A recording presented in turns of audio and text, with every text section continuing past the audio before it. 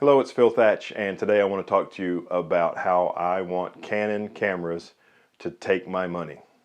It's been about 9 months since I tried out the Canon system. I bought a Canon R6, and I bought it because it was the first camera at a reasonable price that had really great animal and specifically bird eye autofocus. It was a really big step for me because I had been shooting Nikon cameras for years and years, and I had purchased a 500mm f4 lens that cost $7,999, and because I had that, I was kind of locked in to the Nikon system. But I decided to bite the bullet and sell that thing, and I also sold all of my Fuji gear. I had been experimenting with the Fuji X system. I sold all of it. Now, I didn't sell all of my Nikon gear. I still have several Nikon camera bodies. In fact, I'm using my Nikon Z6 right now to make this video. But I sold quite a bit of it, and that helped me fund my experiment with Canon. The R6 is a low resolution, only around 20 megapixels, full frame mirrorless camera. It has the state-of-the-art bird autofocus system that I talked about. It's also fantastic for portraits and street photography and landscape. It does a lot of things really well. But I think probably my favorite type of photography is bird photography. And I like to photograph large birds like osprey and heron and cranes. But I also like to photograph, and possibly even more than those large birds, I like to photograph small birds like warblers and chickadees and titmice and things of that nature. Even using this crazy 800mm f11, which if you watch the channel very much, you know I love this lens. Even using this lens, you still have to crop quite a bit. And the R6 being only 20 megapixels, that doesn't leave much information left in the area where the bird is. I could spend lots of money and get the Canon R5 and its awesome 45 megapixels, but even it, when you go into APS-C crop mode, is only 17 megapixels. So the total number of megapixels in bird photography is often not as important as how many pixels are in the frame where the bird actually is. What I want is an APS-C or crop sensor camera that has the same autofocus system that I've come to love in my Canon R6. And even if that camera was only 20 megapixels, it would still have a higher pixel density than the super high resolution Canon R5. A camera like this has been rumored for a long time on sites like Canon Rumors and Tech Radar and many others. Rumor has it that the camera could be called the R7, and it could be considered to be a replacement for the Canon 7D Mark II. Now the 7D Mark II is a 20 megapixel APS-C DSLR that is highly revered for wildlife photography amongst Canon shooters. To my Nikon friends, think of it as Canon's version of the Nikon D500 APS-C DSLR. Now on most companies' APS-C sensors like Nikon and Sony and Fuji, they have a 1.5 crop. But on Canon's APS-C cameras are 1.6. That crop factor gets you that much closer to the action. So my 100 to 500 Canon RF lens would act like a 160 to 800.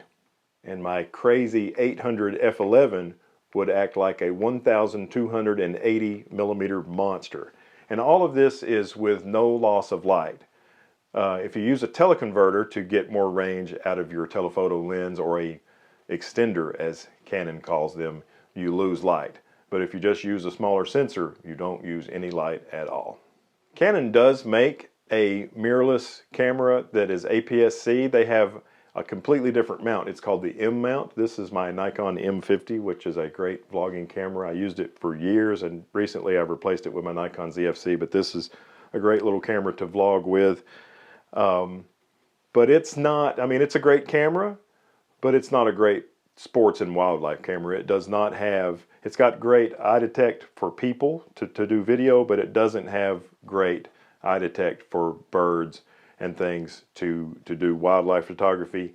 And it doesn't work with the RF lenses like my 800 and my 100 to 500. Now you can adapt EF lenses to this camera, and I've seen some people make some really good photographs adapting like a Tamron 150 to 600 to this camera, but it's not really a top quality wildlife camera like what I'm looking for would be. So Canon doesn't offer any APS-C cameras in their top-notch mount, the R mount.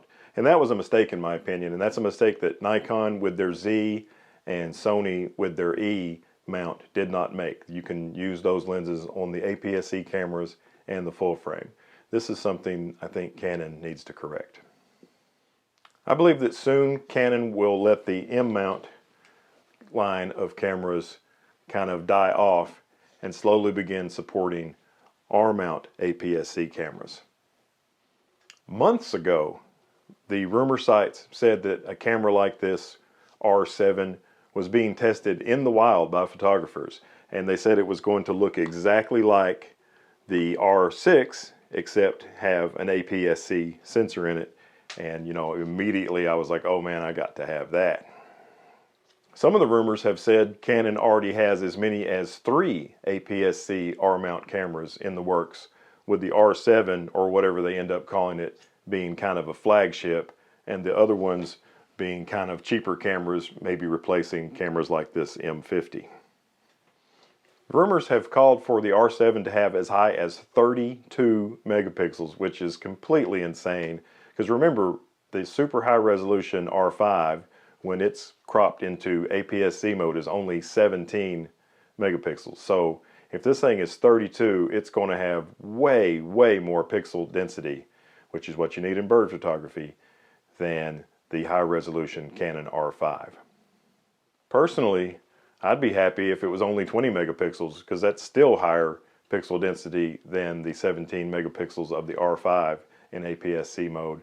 But 24 or 28 or 32, any of those, just give it the great autofocus system and I'll be happy.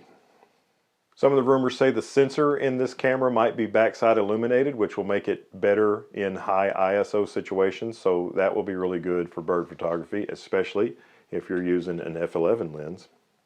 And that's kind of where the good news stops, because then all those rumors kind of quit happening, and apparently the R7 was put on the back burner while Canon worked on what they've now already released, the Canon R3.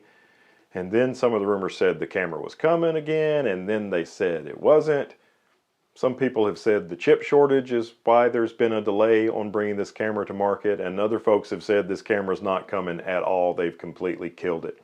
I watched all of the predictions for this year from 3 of the bigger YouTubers. I watched the guy with the long hair from Philadelphia, and the nerdy couple from Connecticut, and those cool dudes from Canada.